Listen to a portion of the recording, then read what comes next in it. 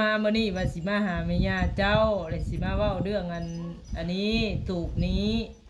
แต่ว่าสิเฮ็ดเนาะทางผู้รักผู้ใหญ่ที่เพิ่นเคยซอยมาแล้วเพิ่นก็สิซอยเรื่องเทพื้นให้เพิ่นว่าเรื่องปลุกเฮ็ดอิหยังกระเทิบประเทศอิหยังเกยเสียลงไปน่ะระเบียงนะไอ้ชุมเจ้าเฮ็ดเองได้บ่ว่ะนั่นก็คือว่าแล้วเนาะหลายผู้หลายคนเพิ่นก็ติเตือนหลายอย่างมื้อมีญาเจ้าเว้าในคลิปนั่นแหละทีแรกว่าคนฮู้จักสุดท้ายเพิ่นก็ว่าลูกชายเพิ่นจักเนาะคือว่าได้แต่ของแบบนี้แต่บ่อยากให้ตัว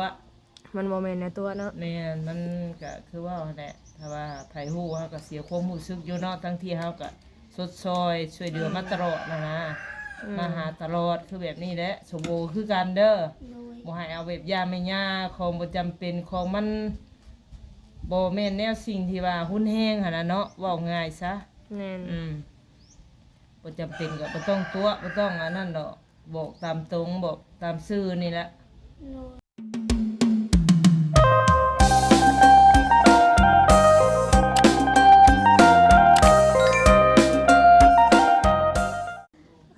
ทักทายสบายดีสวัสดีพ่อแม่พี่น้องเด้อบ้านรวมกันเบิดสุขุสุคนคือเก่าคือเดิมเปิดภาพมามื้อนี้ก็พบเจอกันที่บ้านน้องสมโอเด้อพี่น้องเด้อเนาะก็มาเยี่ยมมาหามาแวะน้องเพิ่นคือเก่าพี่น้องเนาะมาหอบนี้ก็ถือว่าตูบเต๋อเพิ่นก็มางออกบ่แล้วเนาะพี่น้องเนาะโดยปะมีแต่ว่าผู้เข้าไปไปล้มน้ำน้องสมโอเพิ่นก่อนพี่น้องเลยแต่งตัวสิไปใส่เด้สบายดีป้าลุงนี่ล่ะสิง่วงมาเพียงนี้ปีหน้ามาไปใช้น้องดอกไปโรงเรียนเลย12ไปไวแฮะไปไวไปว่าแท้กินข้าวกับยังมานี่ปีชินแห้งเอาปีชินแห้งเอามาที่ไซน่ะเนี่ยหูยนาไปขายแล้วก็ซื้อมาได้เท่าไรมื้อน่ะขนาดได้ยินหยาว่าได้100,000บ่ป้าอย่านางในลายเห็นได้ได้100,000ไปซื้อสิ้นแห้งมาบาดนี่แต่ว่าได้มัดละ 1,000-2,000 มัดละ1,000กีบเราขายนั่นเด้บริเวณมัดละ2,000คือบ้านเฮาได้ถูกอยู่คือว่าแหละมัดละ1,000กินข้าวแล้วก็สิไปบาดนี่ไปทางไหนสามแม่ย่านะไปตลาดใช่เอาว่าไปเวียกเราล่ะฮะเราเอาเครื่องไปขายบ่ผู้ลานไปทีนั้นแม่ย่าเอาเครื่องไปขายเราเด็กคิดว่าไปตลาดบ่ส่วนเอาบ่ฮู้ว่าไว้ซื้อหรือว่าเท่าไรไปตลาดเราบอกเจ้าบ่หยาว่าสิไปตลาดเหมือนใช่ว่าสิไปช่วยเวียกงานร้องเราอะเราบอกเหมือนมันอันนั้นตัวมันสุกวันนี้วันประหัสโดยถือว่ามื้อวันศุกร์นะงานเนี่ยพร้อมเดียวกันหลานชายแล้วเอาเมียเอาแต่อายุ14 ปีหลานชายน่ะจนได้ลูกนึงหากระแตงสิแต่งงานเดือนนี้เขาน้อยเป็นบ่สมโอเด็กน้อยเอาเด็กน้อยเดี๋ยวนี้จักปีบัดนี้จักปีสมโอว่า14 ปีเอาแต่14 ปีแม่ย่าจะว่าวันนี้เขาประมาณฮอดบ่ซาวจักได้เขาบ่ได้ถามมื้อน่ะว่าได้ธรรมดาได้ข่อยยังเต็กเอาแต่14 ปีเขาน้อยแล้วก็เลยพ่อแม่อายหั่นน่ะสิหาเฒ่าหาแก่มาผูกทอต่อแขนบัดเต้นได้หลายบาทอายเพิ่นบ่ได้ไรถ้าเขาใหญ่ก่อนอย่าเอาได้สมมุติแบบน่ะนี่ก็13 ปีหน้าก็เอาแล้วทำไมเอาผัวเนาะลงฮีดแล้วบ่ยังทางหน้าคือเป็นสิวเป็นหยังเนาะกว่าสมโบหน้าคือเป็นสิวเอาว่าดวงฮีดบ่คือยิ้มเป้ออยู่ที่บ่เป็นมันจะสั่นบ่เป็นแล้วบ่จักอยู่ว่าดวงฮีดน่ะได้คิดว่าดวงฮีดก็คือว่าเฮ็ดผิดคองบ่ว่าได้เนาะคิดว่ายังสาธิแม่มกว่าลวงฮีดเอา ฮะ บ่ได้คิดมันได้ บ่ได้คิดอะไร อันแล้วไปซะ ยังบ่จักดอกซ้ำ อืม เราก็ตื่นเจ้าของแล้ว นอนอยู่ซื่อๆก็มันเป็นหยังคือเลือดออกบ่แห้งแน่เนาะ ตกใจแล้วเนาะ เออ เป็นวันมามื้อนี้ว่าสิมาหาแม่ย่าเจ้าเลยสิมาเว้าเรื่องอันนี้ตูบนี้แต่ว่าสิเฮ็ดเนาะทางผู้หลักผู้ใหญ่ที่เพิ่นเคยซอยมาแล้วเพิ่นก็สิซอยเรื่องเทพื้นให้เพิ่นว่าเรื่องปุ๊ก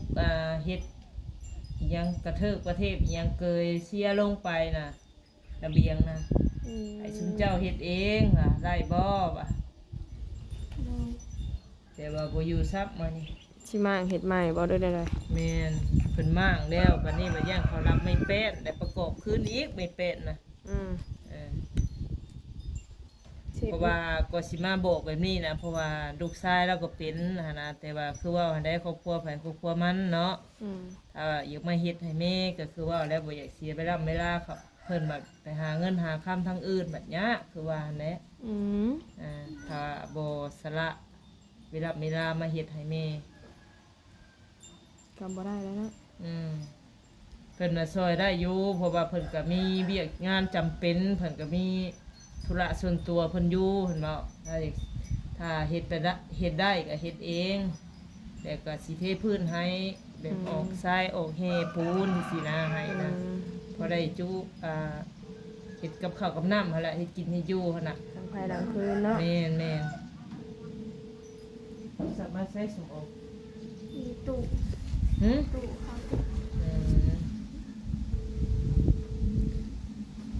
มือนั่นก็คือว่าเอาแล้วเนาะหลายผู้หลายคนปกติเตือนหลายอย่างมือมีญาเจ้าเว้าในคลิปนั่นแหละทีแรกว่าคนฮู้จักสุดท้ายเพิ่นก็ว่าลูกชายเพิ่นน่ะ อืม แต่คือเฮาเองนี่ก็ว่ารู้สึกน้อยใจบ่ก็น้อยอยู่แต่เฮาก็บ่อยากถือสาปานใดนะแล้วก็แล้วไปเรื่องของเรา ลูกชายด้วยว่าเป็นอะไรคือลูกคือหลาน ทีแรกนะเราว่าคนฮู้จักเราคนอยู่ใกล้กันอยู่ดินใกล้กัน แต่มันกับโมเมนต์สิเป็นสิ่งที่ว่าสีตัวหรอกหั่นนะมันโมเมนต์แนวจำเป็นที่ว่าสีตัวเฮาหั่นนะ แล้วเหตุผลยังไงเราคือตัวบัดน บ่ฮู้คือกันเมื่อนั้นข้อยก็ไปถามแล้วว่าแล้วเราก็ไปทางอื่น แท้ๆลูกชายตัวเอง แม่น แล้วว่าคนอื่น คนอื่นคนฮู้จักบัดนี้เรามาเว้าน้ำข่อยว่าลูกชายเราเห็นมาแบบบังเอิญนะมื้อนั้นเนาะสโบ กำลังคนเครื่องคนศาสตร์ไปข่อยได้ถามมาเอ้าคนศาสตร์คนมอนไปทางไหนข่อยว่าผมคิดแปลกอยู่ว่าไผอันมาคนใส่ซาเล้งเนาะ โดย มีหยังแน่สโบ มีแต่ศาสตร์ เสื้อมีบ่ มีแต่ศาสตร์อย่างเดียว โอ้ศาสตร์นิ่ม กับทาน ๆทานนี่คือเอาพี่บ่ ขาย เอาขายลูกชาย โดย อันนี้คนเครื่องไปให้ลูกชายบอก แม่นก็เลยถามว่าคนเครื่องของไปทางไหนข่อยว่าเราก็เลยตัวบ่ได้บาดนี่ก็เลยว่าของลูกชายสิเว้าผู้อื่นบาดเดี๋ยวสิคิดว่าทางเฮานี่สิตีเตือนหั่นนะผู้อื่นนี่คือให้นี่นั่นเป็นทางที่เป็นของทางผู้รักผู้ใหญ่หั่นนะยันเฮาเว้านี่นั่นบ่ได้อะไรแล้วผู้ฮู้ของเราก็เลยว่าลูกชายเราอ่ะเอ้าคนผู้นี้คือสีแปลกๆแท้ว่าซะนะคุ้นๆแท้ว่าข่อยก็ว่าจังซี่เนาะ น้องพ่อบ่ น้องชายพ่อว่าล่ะ โดย แต่เรามีลูกชายแถวใกล้นี่แหละ อยู่หม่องไรสมโอ แถวบ้านห้างเนาะ โดย เขาเอื่นว่าหยังก็โรงเรียนบ่เรียนวิทยาลัยบ่ก็แถวนี้บ่ล่ะ โรงเรียนวิทยาลัย ประมาณนี้แหละแต่ว่าลูกชายเอ้าใส่จะว่าผู้คนรู้จักกันว่ะ วันนี้คือว่าเป็นลูกชายห้อยมาฮอดขันนี่แหละกับประตูมาอำแล้วเราว่ะ เราว่าแบบนี้แต่บาเราตัวกับตัวไปเลยเขาก็บ่ฮู้จักดอกคือว่าเดี๋ยวแต่ของแบบนี้แต่บ่อยากให้ตัว มันโมเมนต์ในตัวเนาะ เนี่ยมันก็คือว่าแหละถ้าว่าไผฮู้เขาก็เสียความรู้สึกอยู่เนาะทั้งที่เขาก็สดซอยช่วยเหลือมาตลอดนะมาหาตลอดคือแบบนี้แหละสมบูรณ์คือกันเด้อ โดย บ่ให้เอาแบบยาไม่ยาของบ่จำเป็นของมันบ่แม่นแนวสิ่งที่ว่าหุ้นแห้งหั่นน่ะเนาะเว้าง่ายซะ แน่น บ่จำเป็นก็บ่ต้องตัวบ่ต้องอันนั้นดอกบอกตามตรงบอกตามซื่อนี่แหละ โดย บ่แม่นว่าโอ้ยจำเป็นเลยดิย่านเพิ่นจับเพิ่นผูกจังว่าไปอะนะนี่ฮู้กับไผสิจับสิผูกลูกเจ้าเนาะลูกก็ว่าลูกหลานก็ว่าหลาน อืม มันเป็นสิ่งที่ว่ามันบ่ดีไผฮู้ก็สิความรู้สึกคือว่าเอาแท้ อืม บางทีเฮาก็แบบว่าคล้ายๆแบบบ่เห็นความดีเฮาหันนะของแม่นี่ก็ยังสิตัวอะนะ ตัวเพิ่นหยังเนาะ แม่นมันก็ว่าเสียบ่ความรู้สึกมันก็เสียอยู่แล้วเฮาก็เอาบ่ถือซาเอาแล้วไปคือว่า อืม แต่อันนั้นได้สักเข่งข้างได้สิเอาไปทางไร่สักคือมีพระโฮงสบง เครื่องเมีย เพิ่นแม่ย่า สักแล้วงูทันพับ เป็นได้ข้าวน้ำซ้ำปลา นี่ ยังมีอยู่ โดย ประมาณจักโล ชาวโลก หมูซาโล เป็นลงทุนละ อืมสิเบิดอีกเด้อเนาะ โดย มื้อนี้เราไปขายหยังมื้อนี้อะ ไปขายดอกแคกับ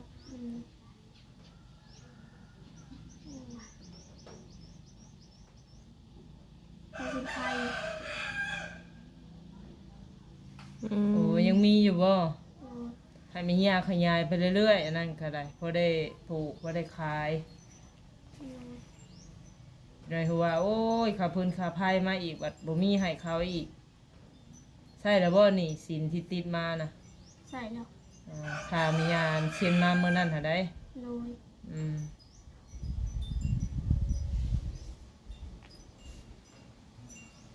นี่ได้คือเฉาแท้ฮะ อ่ะตายพี่น้องจะเพิ่นลงไปฮอดสายได้ ไปเรื่อยๆเนาะสุโข โดย คือเสาคือหมองแท้สมโอนี่บ่คือจังว่าบ่เซาะบ่อันน่ะคือจังว่าบ่เซาะ เอา บ่ ละ ใส่ เรื่องคือตะกี้เนาะ คือจังว่าคนอมความทุกข์ไว้นี่แหละสมโอไอ้ว่าตรงๆเลยนี่น่ะลองเว้ามาเบิ่งดูเป็นได้ใดจิตใจเดี๋ยวนี้ฮะฮึ ไม่ได้เป็นไร เรื่องเป็นน้ำเป็นซาวขึ้นแหละบ่มักปากมักเว้าบ่หรือว่าแนวใด จะ แต่อยังน้อยฮะบ่แม่นแต่อยังน้อยเนาะตั้งแต่ตอนทรงแรกนะคือจังว่าเซาะใส่ล่าเด้อตะเวตะเวะล่าเริงเพิ่นนี่ บัดช่วงนี้บัดจักมันงมๆงิมๆบัดคือคนอมทุกข์ไว้นี่แหละ หรือว่าสิ้นน่ะบ่ตามไอ้นวลมาดูแหละสิ้นบ่ธรรมดาเนาะ โดย เห็นหน้าเรื่องน้ำมือสิเราเบื่อขี้หน้าพุ่นน่ะ น้ำพืชเบื่อขี้หนาพี่นวลมาลูกพระเจ้าบ่ หาลูกโหด ฮะ บอ เบื่อก็ว่าเบื่อได้พี่นวลก็สิบ่ได้มาใกล้ เออ เบื่อ บ่เบื่อ โดย แม่นบ่ ตอบอันคือสามโมนะค่ะวันนี้ก็บ่ได้เข้าไปหาแล้วเลย เว้าดีๆเด้อบ่เว้ารับหลังพี่นวลบ่เอาเด้อเบื่อเด้อเฮาคาดว่านำเจ้าบ่ต้องมาเด้อบัดนี้ก็ว่าไปเอ้ยเนาะอ่ะเว้าไปไปพี่น้องเฮ็ดเพิ่นบ่ยิ้มบ่หัวเนาะ เซลผลิตเนาะ เงาๆงอยๆอยู่ คือจังว่าคนมีความทุกข์ในใจนี่ อืม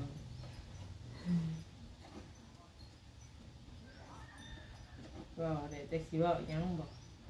ทำไมเห็นกันรู้แล้วมันบอกจะคำเบ้าคำถามได้คือว่าอันนี้เห็นได้สะพอเจ้าได้สับได้โทรติดต่อมาบ่ หมูฟังมือวันนั้นวันจันทร์มันเฮ้ยมันคานมันพูดบอก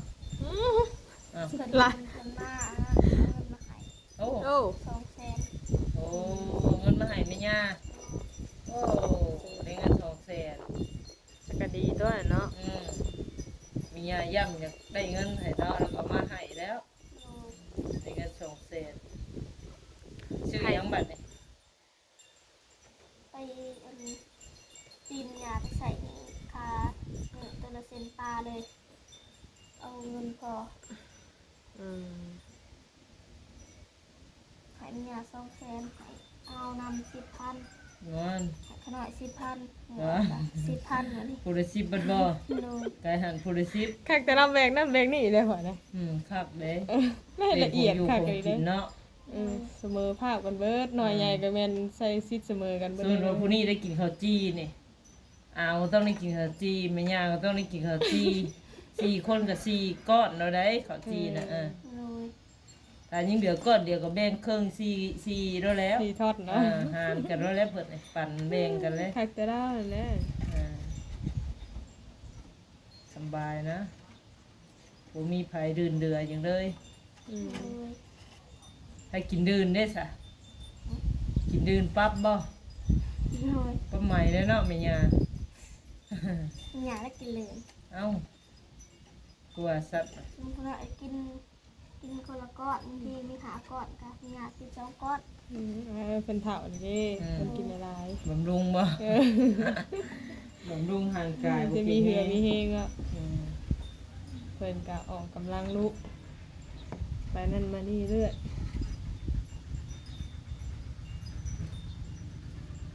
วันนี้จะโมงบัดสิมายังบ่ฮู้เลย โดย ถ้าไปมันรถไผน่ะ รถ3ล้อ สะเล็งนะ โดย น้ำมันนั่นบ่ โดย มีน้องมีบ่ โดย โอ้จะไปน้ำมัน ไปนั่นถอดรอง เอ บ่ อไป หมู ไป เก่าแล้ว ไปนำอันนั้น ฮะ ไปนำ3ล้อลุงเพชรชลี โอ้ 9 โมง9 โมงแล้วเพิ่นมาอยากมียาข้าวเวียกที่มียาจึงมา อืมสงสัยแล้วเวะอันลูกหลานสะใภ้แล้วพุ่นจะ อืม บ่ได้ไปน้ำเพิ่นบ่เจ้า ไป ไปมื้ออื่นบ่ โดย เออเฮเคยแล้วเนาะ โดย ทางเจ้าได้เฮเคยไปหานาเจ้าสาวเนาะเจ้าเอิ้นบ้านใดๆก็อ้ายบ่ โตผูมานะห้องอันไอเตี้ยนะห้อง ไอ้เตี้ย เลย ผู้ใดผู้มามีน้องผู้บ่เห็น ตัวมียาบอกว่าอันนั้นได้ลูกข เอา นาด เจ้าคือเอิ้นอ้ายเท่าไหร่บ่เอิ้นอ้าว ขนาดบลึงเราซ้อนห้องไอเตี้ยหัวขนาดก็ว่านำ อืมผู้นั้นน่ะสิเตี้ยๆเด้ อืม เตี้ยๆไปคือใครมีญาเนาะสมมุติเนาะ เลย คนต่ำ เราบริปากใช่คือพอกหน่อยแหละ อืม ๆตาคล้ายๆเดียวกันกับพอน้องสุโกว่าคนเตี้ยเตี้ยบ่เตี้ยปานใดแล้วพอดีงามนั่นแหละมัน140 45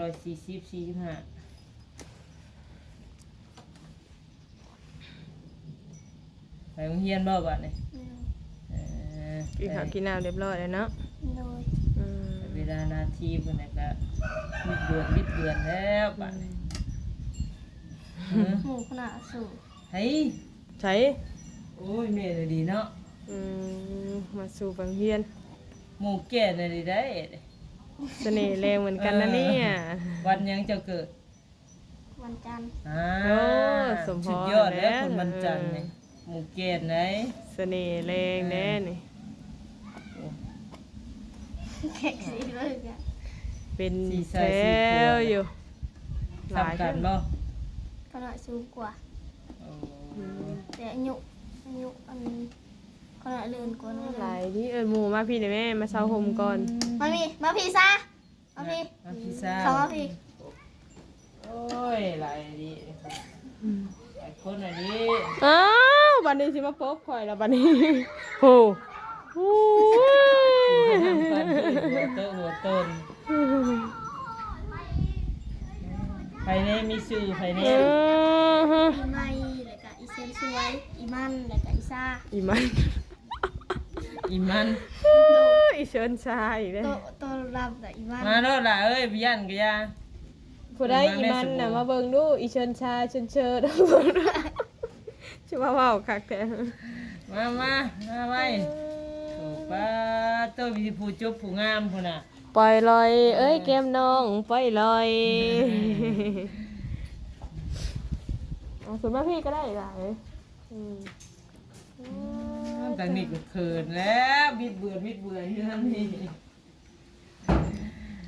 อ่ะสบายดีป้าลุงเนี่ยลูกสบายดีเด้อ สบายดี อ้าวบาดนี้ตายโลดแท้ๆลูกหลาคอยเอ้าจะขี้มูก ลูกจ้า จะขี้มูก โอ้ยนะ โอ้ตัว เป็นคนขี้อายพี่น้องเอ้ย เนาะผู้สาววัยก็นั่งผู้สาวพี่น้องเอ้ย 22 23 ปีว่าจะบ่ อืม ไปแม่เอาขนมตะกร้าลนมีนวลน่ะซื้อขนมมาต้อนมาฝาก อยู่ในหันก็ได้อยู่ไปยักก่อน เออ ตาเลยเนาะนี่กินขนมอยู่เจ้าชุบเจ้ากินบ่ โดย เอ้ยเนาะเย็นมออะไรแล้วปออะไรแล้วล่ะ ก็หา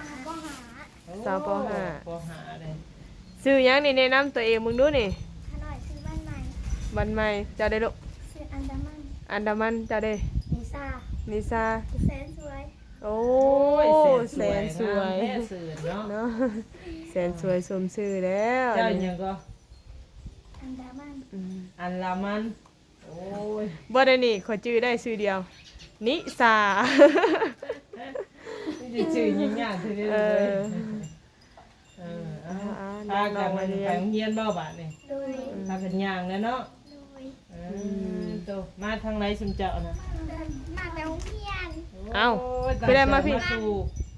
โดยมาสู่กัน เออ ไปสะสมโอ้หมูมาสู่ฮอดเงินฮอดซ่านเลยล่ะเอ้ย ไปตั้งใจทำใจเฮียนเด้อเออ เจ้าอยู่ เบิ่งอยู่บ่ลูก ว้าย ติดตามอยู่ดิ โดย กดให้อยู่บ่ โดย กดใจให้อยู่บ่ จะถามมึงดูวันนี้ซื้อหยังวันนี้เจ้าของช่องมัน อาเจ้าของช่องซื้อหยังลูกเจ้าของช่องซื้อหยัง คือเมนูอัน อ้ายมาเบิดหมู่เบิดพวกบ่จื้อแต่แม่นวลผู้เดียวไป พอดีได้บ่จื้อว่า แล้วซะบ่บ่เคยเห็นนะ จังไดก็ฝากติดตามแม่นวลหน่อยเด้อฝากติดตามพอได้มีโทรศัพท์กดให้เลย FC ตัวจิ๋วเอาถ้าตั้งใจทำใจเฮียนเด้ออีหล่าเด้อ กันฮับกันเฮียนเด้อลูกมันทางครูสอนใช้สมโอไปเลย โอเคสบายดีป้าลุงเลยลูกสบายดี โอ้ยเอาไปบาทนะ โอเคพี่น้องเนาะจะไปทางมุงเฮียนก็คิดเห็นข้าวสาวมุกดาแต่ยังน้อยตะกี้พี่น้องเนาะไปหา